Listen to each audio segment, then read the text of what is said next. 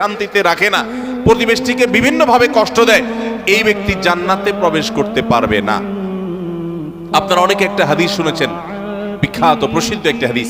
নবী করিম সাল্লাল্লাহু আলাইহি ওয়াসাল্লামের কাছে বলা হলো, হে আল্লাহর রাসূল, অমুক ব্যক্তি খুব নফল নামাজ রোজা করত, খুব দান সাদাকা করত এবং সব ভালো আমলগুলো করত, ফরজ তো করত, নফলও করত। ফরজ 5 ওয়াক্ত তো পড়তো, আবার নফল নামাজও পড়তো, ধরেন তাহাজ্জুদের শাক সব পড়তো, যাকাত তো দিত, আবার এমনিও দান করত।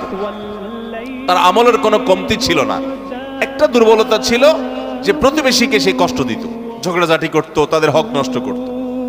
নবী করিম সাল্লাল্লাহু আলাইহি সাল্লাম বলেছেন, সে জাহান্নামী।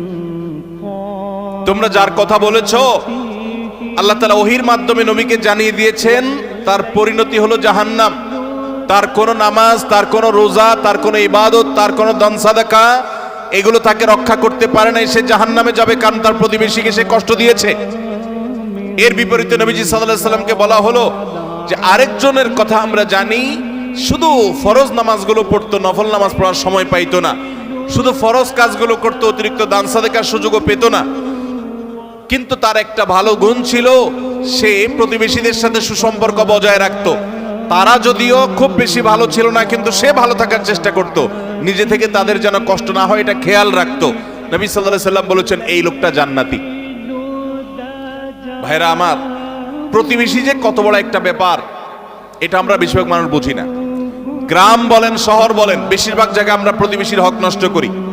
প্রতিবেশীকে জানেন?